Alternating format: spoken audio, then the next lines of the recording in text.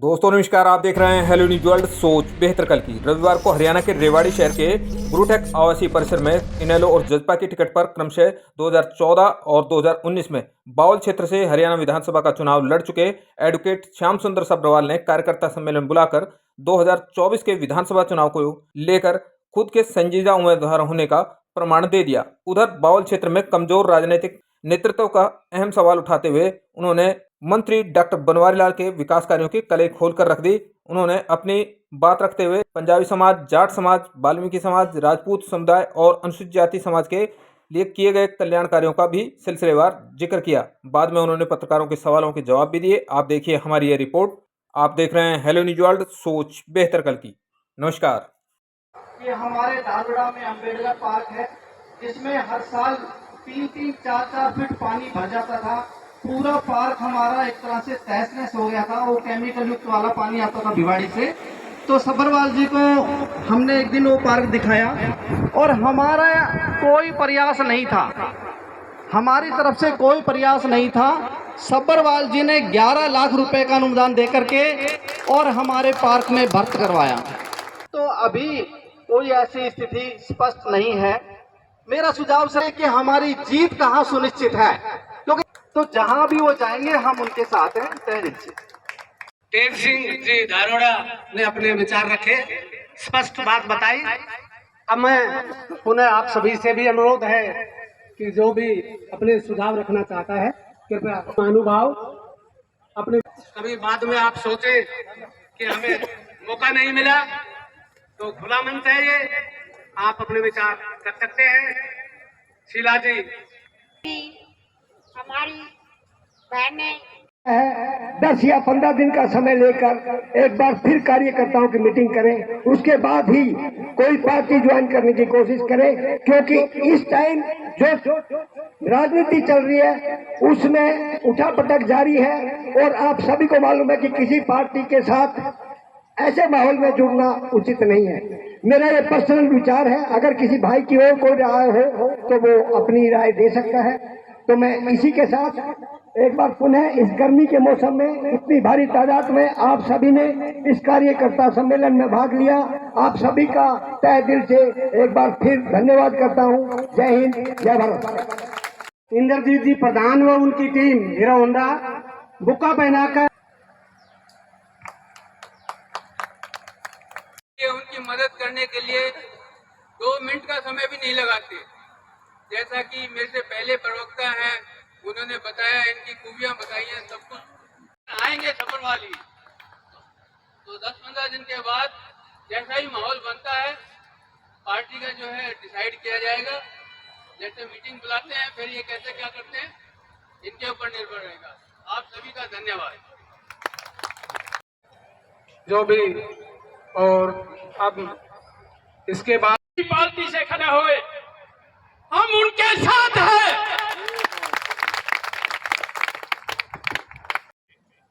कि जहां एम्स का राग अलापा जाता है कि एम्स एम्स, मैं पूछना चाहता हूं, खोड़ ब्लॉक के भी साथी बैठे हुए हैं, माजरा के भी हैं, मड़ेठी के भी हैं, पलवाड़ी के भी हैं, खालेटा के भी हैं, कुंड के भी हैं, डाणी राधा के भी, शोभा के भी मुझे दिखाई दे।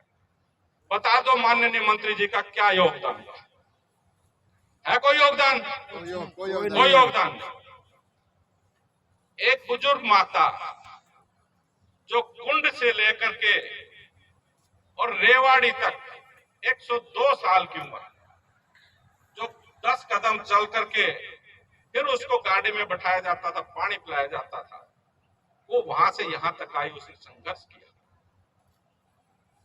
जो एम्स संघर्ष समिति रही उसके लिए कहा कि उंगली कटवा करके शहीद होना चाहती।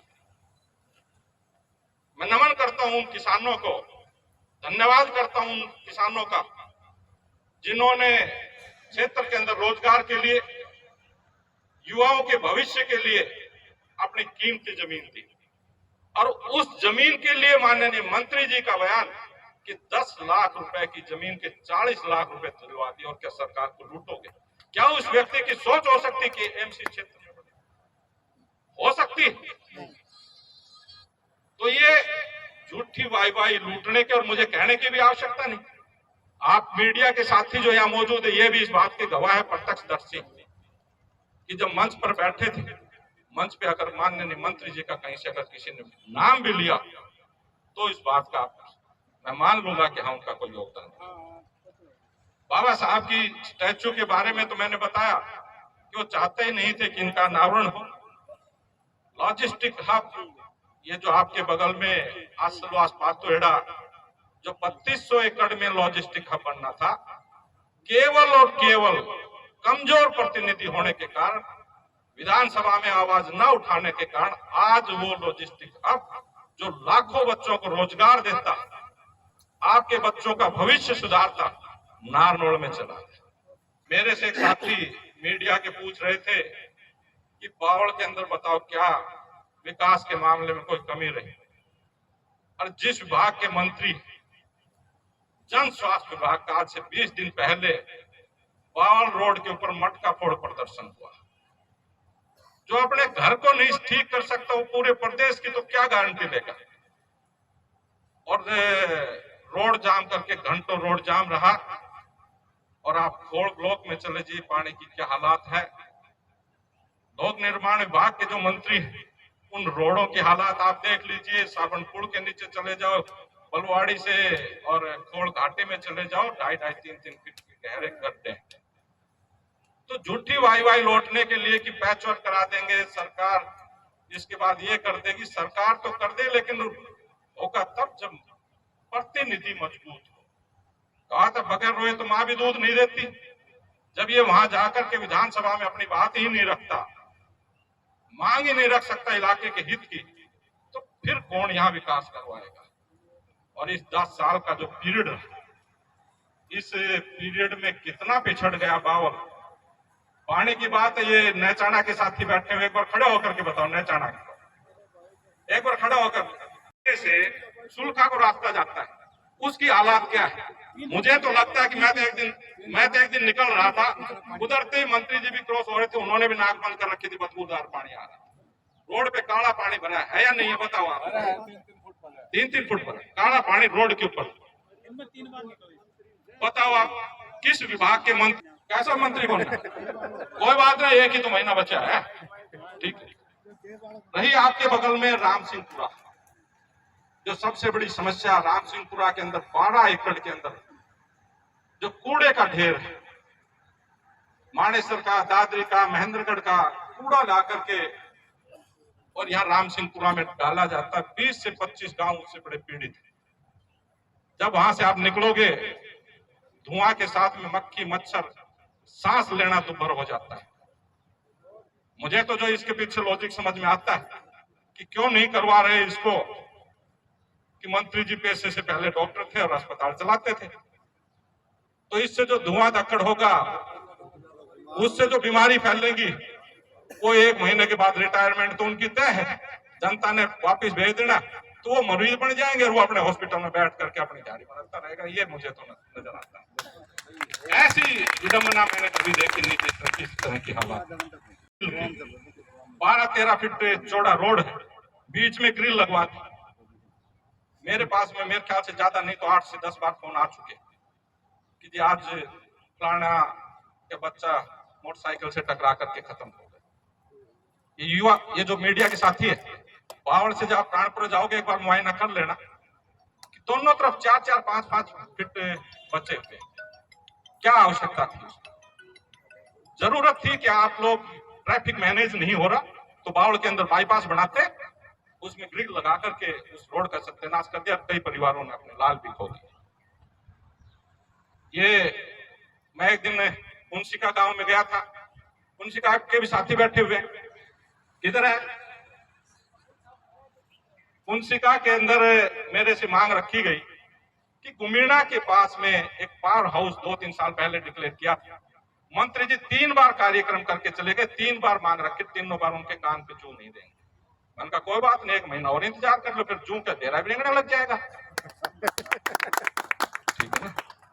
अब जो लोकसभा का चुनाव है, लोकसभा के चुनाव के अंदर लोगों का जो विरोध है, मुझे भी राव इंद्रजीत सिंह के साथ चुनाव प्रचार में जाना पड़ा। मेरी व्यक्तिगत जिम्मेवारी जिन गांवों में लगाई, मैं जब उन गांवों के अंदर गया तो गांव के लोग एक बात कहने लगे, सब्रवाल जी इस बार तो रहने दो, इस बार तो लड़क निकालने दो। मैंने कहा ये चुनाव इसका नहीं। बोला ना, आप टिकट लेकर के आ जाना किसी भी पार्टी की, अब तो इसकी लड़क निकालना, और उसका परिणाम हमें लोकसभा चुनाव में उसका भुगतना है। आज पूरे क्षेत्र के अंदर लोगों में भारी रोष है, इंतजार है उस समय की कि वो घड़ी कब आए जब हम वोट से चोट करें, और जो मैंने जो ये बातें बताई इनका हम जवाब दें। लोग इस इंतजारी में बैठे हुए हैं, और कहीं ना कहीं हम सब लोग किसानी से जुड़े, और किसानों का पैसा जो 100 करोड़ रुपए कोऑपरेटिव डिपार्टमेंट की जो आईसीडीपी स्कीम है, उसमें किस तरह 100 करोड़ रुपए की अंदरबाट हुई। मैं कल परसों भी एक मीडिया की क्लिप सुन रहा था, उस पे कह रहे थे सरकार, सभी सरकारों में घोटाले होते हैं। लगता है कि कोई कानूनी अधिकार मंत्री जी को दे दिया गया होगा कि घोटाला आप करो, कोई दिक्कत नहीं है।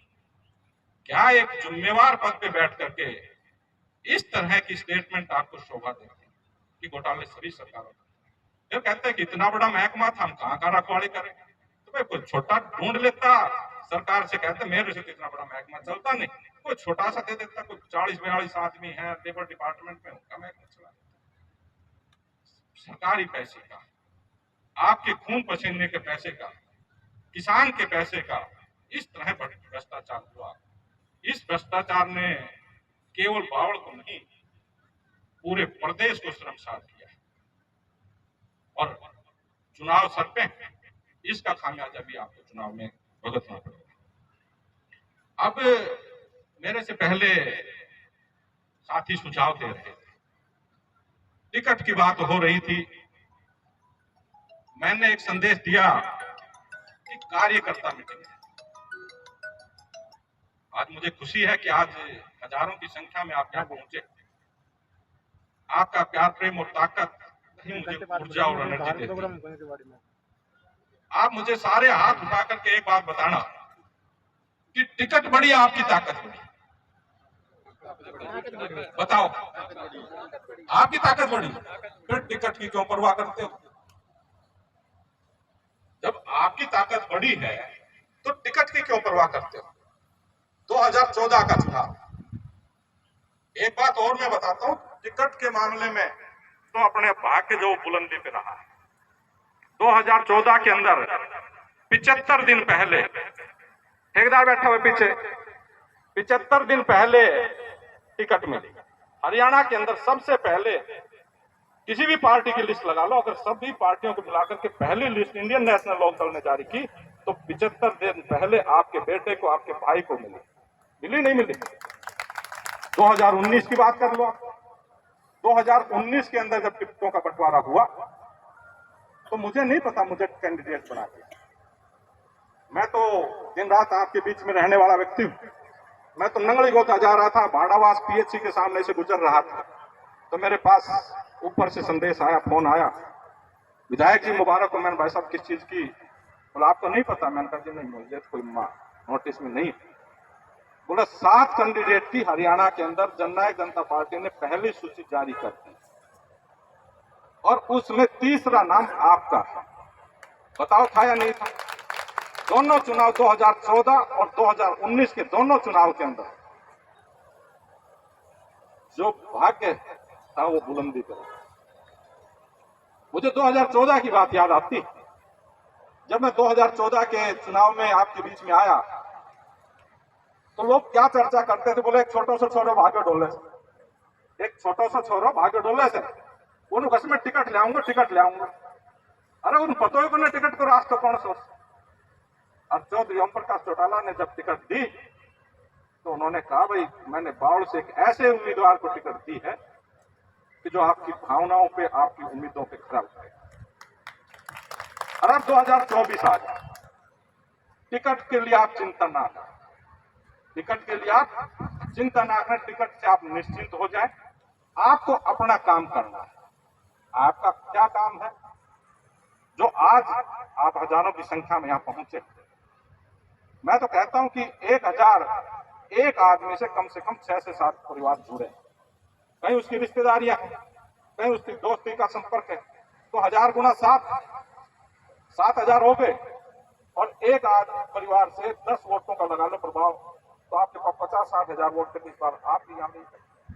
जब वोटों की संख्या आपके पास है तो निश्चित सभी पार्टियों की, आज मैं आपको बता रहा हूं, चाहे वो गवर्नमेंट की सीआईडी हो, चाहे वो पॉलिटिशियन हो, सबकी नजर श्याम सुंदर सभरवाल पे।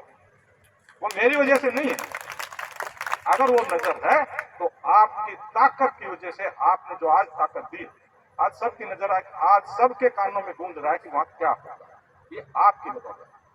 तो टिकट की आप परवाह ना करें, टिकट तो समय पे आएगी, और जब समय आएगा तो टिकट भी आपको मिल जाएगी, जैसे 2014 और 19 में मिली थी वैसे 24 में मिली थी। आप अपना कर्म करें कि आज से ही क्षेत्र में उतर जाए। मैं चाय पे चर्चा का कार्यक्रम रहा, अनेक हमने कार्यक्रम रख करके पूरे विधानसभा क्षेत्र को कई बार कवर किया।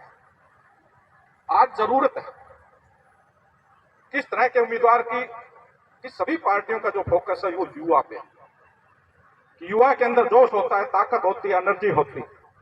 सभी पार्टियों का फोकस है युवा पे, सभी पार्टियों का फोकस होता है एजुकेटेड पे, कि यहां से जाकर के विधानसभा में आपकी बात रख सके, आपकी बात को वहां मनवा सके, शिक्षित हो, युवा हो, उसके साथ स्थानीय हो, लोगों की भावनाओं को, इलाके की समस्या को तो वही आदमी समझ पाएगा जो स्थानीय हो। आज श्याम सुंदर सभरवाल को यह पता है कि इस गांव से लेकर के उस गांव तक कच्चा रास्ता कौन सा जाता है, किस गांव में क्या समस्या है, हर गांव में जो दिक्कत और परेशानियां उन सबसे वाकिफ, और जब वाकिफ ही नहीं होगा तो वो वहां जाकर के उठाएगा कौन। तो स्थानीय हो, शिक्षित हो, युवा हो, और सबसे बड़ी बात जो सक्रिय हो। सक्रिय कोई 15 दिन 20 दिन की बात नहीं, पिछले 12 साल लगातार दिन और रात 24 गुना 7, 24 घंटे 7 दिन, जब भी मुझे कोई आपकी आवाज मिली तो मैंने उसी समय आपके पास पहुंचने का काम किया। सक्रिय।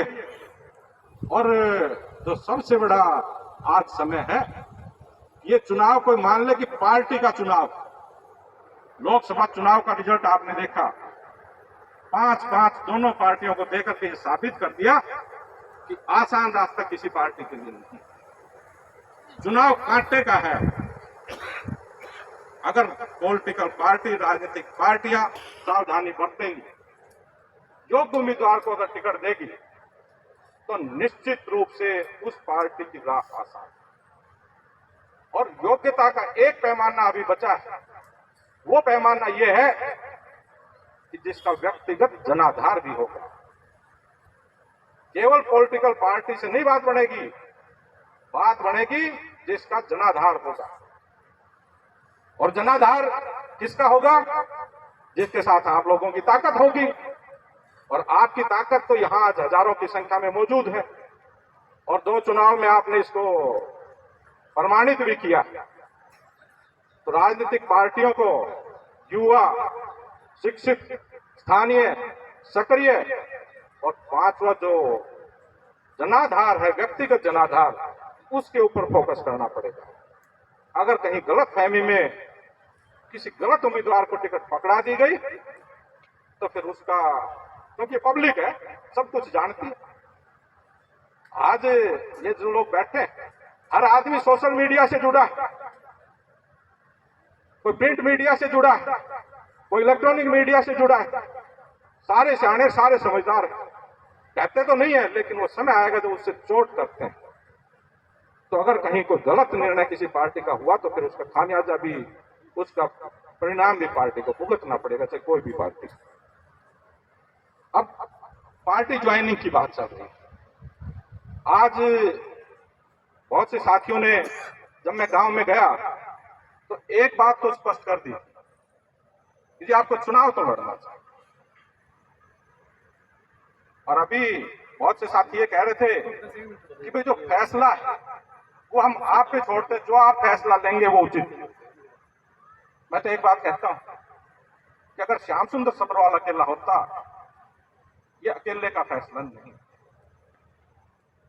मेरे लिए आप मेरे रीढ़ की हड्डी, आप ही मेरे लिए भगवान हैं। आपका सम्मान मेरे लिए सर्वोपरि।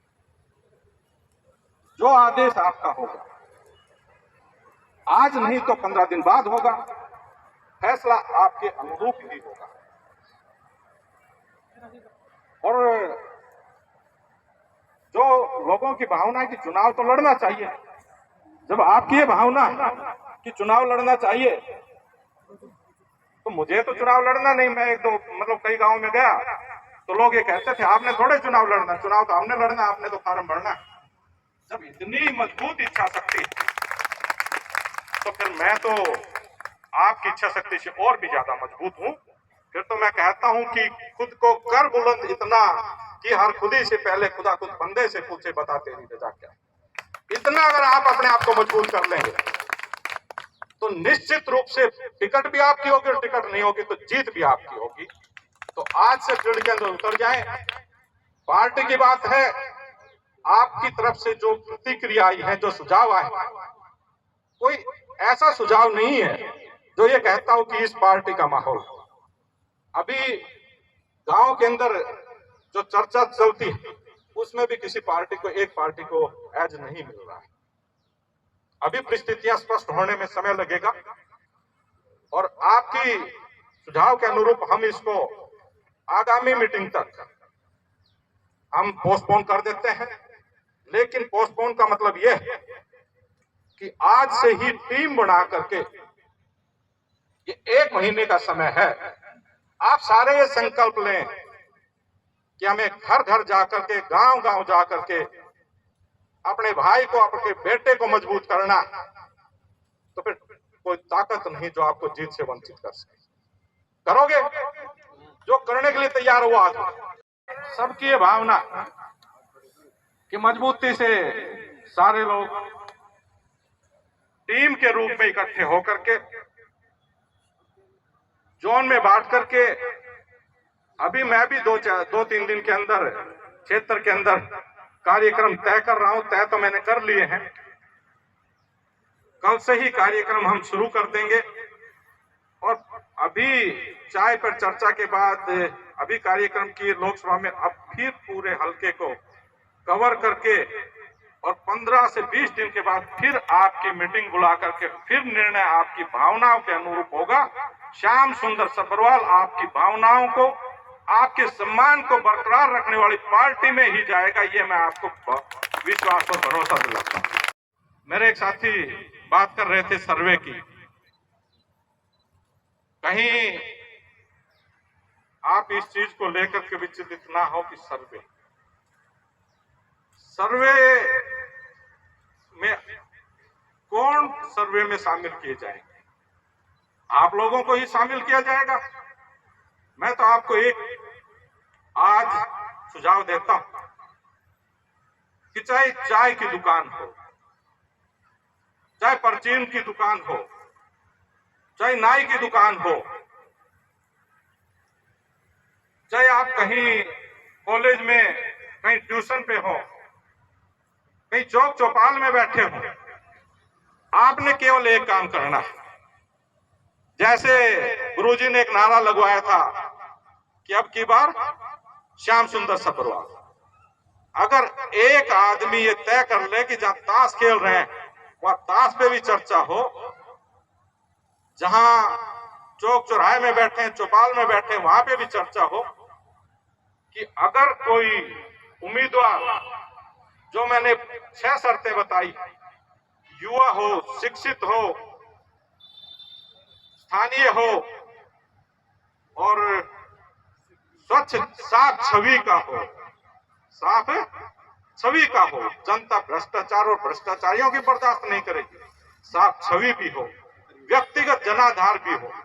तो अगर कोई उम्मीदवार इन शर्तों को पूरा करता है तो मैं आपके विश्वास और भरोसे से कहता हूं कि बावल के अंदर केवल श्याम सुंदर सब्रवाल एकमात्र उम्मीदवार जो सारी शर्तों को पूरा करता है। नहीं करता? हाथ उठा के बताओ, ऐसे नहीं करता है ना? बताओ फिर कहां चूक है? मेरी आपसे यही सुझाव कि आपका काफी समय हो गया, आप लंबे समय से इंतजार कर रहे हो। अभी हल्के के कार्यक्रम कल से शुरू करते हैं। आप तो जहां पर भी बैठे हो वहां पे चर्चा करो, और कम से कम एक व्यक्ति जब रोजाना 5 लोगों के पास चर्चा करेगा तो कोई नहीं टिकेगा आपके सामने सर्वे में। और आज भी सर्वे में सबसे ऊपर हुआ, आज भी सर्वे में सबसे ऊपर हो। सर्वे के रिजल्ट को कायम और बरकरार रखना, इसकी लड़ाई लड़नी। तो लंबे समय से आपने इंतजार किया और गर्मी के मौसम में और त्योहार के समय के बावजूद भी आप इतनी संख्या में पहुंचे। मैं दिल की गहराई से आपका धन्यवाद करता हूं। आप इसके बाद में खाना खाएं और आराम से सकुशल घर जाएं। आपका परिवार खुश रहे, खुशहाल रहे। आपको रक्षाबंधन और तीज की और जन्माष्टमी की हार्दिक शुभकामनाएं। धन्यवाद। इस बात में हंसी आ गई। जल में भी प्यासे का सुनाओ उदासी। तो मेरा तो इसके पास पहले से ही 100-200 शादियों को से पहले दे रखा है और बहुत मजबूत है। तो मेरा तो सब ये निवेदन है कि सब आप इसके साथ जुड़े, बड़ी खुशी की बात है।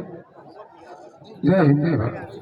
सब्रवाल जी, आपने बड़े अच्छे काम किए हैं पार्टी में रहकर, मगर क्या कारण रहा कि आपने इनेलो छोड़ी? फिर उसके बाद जब उनका बुरा वक्त आया फिर आपने जजपा का हुआ, तब जजपा छोड़ दी। अब आगे की क्या रणनीति है ये बताइए। मैंने इंडियन नेशनल मैंने अपनी राजनीतिक जीवन की शुरुआत डॉक्टर अजय सिंह चौटाला जी के साथ उनकी उंगली पकड़ करके की, और जब उनका पारिवारिक विवाद हुआ तो मैंने अपनी वफादारी निभाते हुए उस घड़ी में डॉक्टर अजय सिंह चौटाला जी के साथ खड़े होकर के अपनी वफादारी को निभाई। इसलिए मैं जननायक जनता पार्टी के साथ हूँ।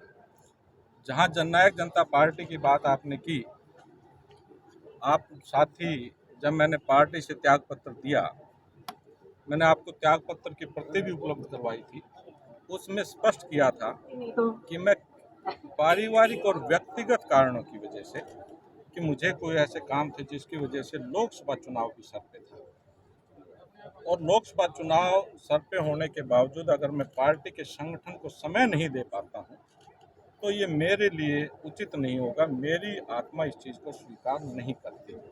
तो मैंने बैठ कर के दुष्यंत जी से इस बात के बारे में चर्चा की कि मुझे इस जिम्मेवारी से आप फ्री कर दो, ताकि मैं मेरी जिम्मेवारी को कोई और व्यक्ति निर्धारित कर सके। तो मैंने लिखित में उनकी सहमति से बैठ करके रेजिग्नेशन दे करके आपको प्रति भी उपलब्ध करवाई थी। आपके पास पहले की स्टेटमेंट मैंने यही कहा था कि पारिवारिक और व्यक्तिगत कारणों की वजह से पार्टी से रिजाइन कर। सब्रवाल जी, आप आगे की क्या रणनीति है फिलहाल की अगर बात करना? तारीफ की है जेजेपी की, जेजेपी से काफी काम कराए हैं, लोगों की समस्याओं का समाधान कराया है, तो ये माना जाए घर वापसी का कोई प्लान है आपका?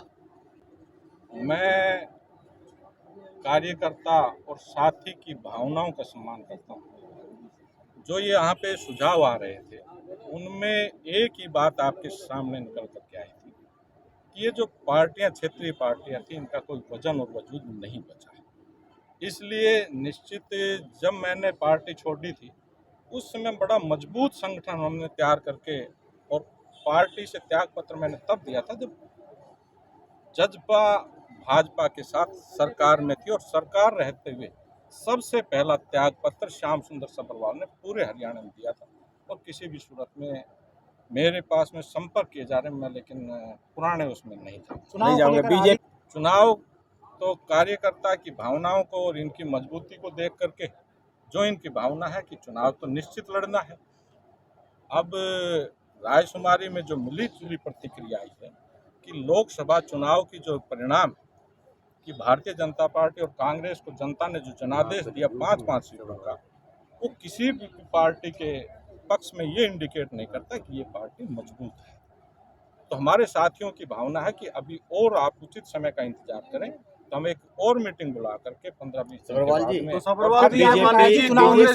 सब्रवाल जा सकते हैं, जहां से टिकट कंफर्म होगी उसी पार्टी को ज्वाइन कर सकते हैं। बीजेपी कांग्रेस टिकट आज तो टिकट बट नहीं रही, क्योंकि आपका नाम दोनों जगह पैनल में चल रहा है, कांग्रेस में भी और बीजेपी में। इस बात के लिए मैं आपको मुबारकबाद देता हूं और धन्यवाद देता हूं, लेकिन ये मेरा नहीं चल रहा। ये जो लोग साथी बैठे थे, इनकी बदौलत चल रहा है, इनका नाम चल रहा है, इनकी भावना की शाम सुंदर। अब बावड़ विधानसभा क्षेत्र के अंदर राव इंद्रजीत सिंह जी और उनकी बेटी आरती राव जी का जो भी कार्यक्रम रहा, मैं किसी भी कार्यक्रम में गैर हाजिर नहीं रहा। उसके अलावा जो गांव मुझे, जो जिम्मेवारी मुझे जिन गांवों की लगाई गई थी, मैंने उनका सक्रिय रूप से काम करके और जो अच्छे से अच्छा परिणाम हम दे सकते थे, वफादारी से और समर्पित भाव से हमने काम किया। मेरा लगाव राव इंद्रजीत सिंह से रहा है, मैं उनका सम्मान करता हूं, वो मेरे आदरणीय हैं, उनका प्यार प्रेम हमें बराबर मिलता रहता है। जहां पार्टी की बात थी, पार्टी मैंने ना भारतीय जनता पार्टी की कोई अभी तक सदस्यता ग्रहण नहीं की थी और पूर्णतः राव साहब की हमने मदद की, चुनाव में उनके साथ सक्रिय रहे। सब्रवाल की सरकार कह रही है कि लगातार समान विकास हुआ है पूरे प्रदेश में, आप कह रहे हैं बावड़ में विकास नहीं हुआ, तो किस तरह से देखते हैं आप इसको? मैं तो शायद मेरे से अभी ना प्रश्न पूछें तो उचित होगा। ये हजारों लोग जो बैठे थे, जो हाथ उठा करके हर मुद्दे पे कह रहे थे, नैचाणा रोड के हालात की आपने बात सुनी, राम सिंहपुरा की भी आपने सुनी, बाबा साहब अम्बेडकर की स्टैचू की भी बात आपने सुनी, बलवाड़ी के रोड की भी आपने बात सुनी, मनेठी के अंदर तहसील की भी बात है, गुमीणा के अंदर पावर हाउस की भी बात है, तो पीने के पानी की भी बात है। जब ये लोग, शायद श्याम सुंदर सब्रवाल तो हो सकता है एक व्यक्ति कहीं कोई ऐसी स्टेटमेंट मंत्री के, लेकिन ये लोग तो गवाह थे आपके सामने, उठा करके कह रहे थे कि इसने तो सत्यानाश कर दिया, फिर अब इससे आगे बचा क्या। कमजोर नेतृत्व की आपने बात कही, तो क्या विकल्प राजनीतिक तौर पर श्याम सुंदर सब्रवाल हो सकते हैं जनता का? निश्चित रूप से श्याम सुंदर सब्रवाल राजनीतिक व्यक्ति और विकल्प के लिए तैयार। एक जिस घोटाले का भी आपने जिक्र किया, मुख्यमंत्री रहते मनोहर लाल ने विधानसभा में 8.8 करोड़ का घोटाला बताया था, उसको आपने अभी फिर से 100 करोड़ का दोबारा से जिक्र किया है। मैंने नहीं कहा। हरियाणा सरकार की विश्वसनीय जांच एजेंसी एंटी करप्शन ब्यूरो ने आधिकारिक रूप से शत्रुजीत कपूर जी ने प्रेस कॉन्फ्रेंस करके इस बात की घोषणा की थी कि 100 करोड़ तो है ही, ये कहीं ऊपर भी 500-400 करोड़ में जा सकता है, 500-400 करोड़ में भी जा सकता है। श्याम सुंदर सब्रवाल ने नहीं कहा।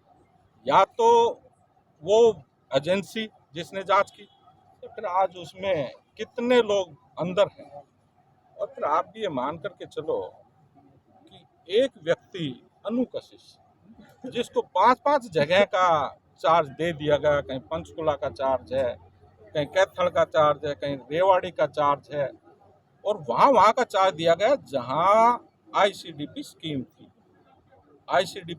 वहाँ सभी जगह का चार्ज एक ही व्यक्ति को, और कोई सक्षम अधिकारी क्या विभाग में था नहीं।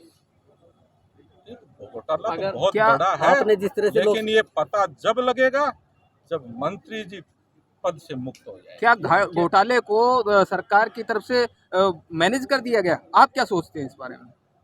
ये तो सामने आ जाएगा जांच के बाद, ज्यादा दिन नहीं रुकता। सरकार को जांच करानी चाहिए। ऐसा है कि नाई के पास बाल कटवाने जाओ, बोले नाई जजमान मेरे कितने बड़े, बोले तो जजमान तेरे सामने आ जाएंगे। तो जांच होनी चाहिए। महीने का मंत्री है, जांच होनी चाहिए। जांच तो होगी। मैंने राव साहब की चुनाव में मदद की, वो बड़े कद के सुलझे हुए व्यक्ति थे, ये फैसला उनका होगा कि वो क्या करते हैं क्या नहीं करते, हमने तय दिल से।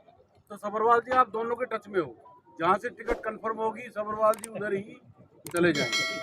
चुनाव तो लड़ना है, जनता की भावनाओं को बावड़ विकास के मामले में पिछड़ गया। ऐसा है कि व्यक्ति मजबूत हो और कार्यकर्ता की भावना हो तो फिर चुनाव तो निर्दलीय भी जीतते जाते हैं। तो आपकी पार्टी टिकट देगी ठीक है, नहीं तो निर्दलीय तो है ही।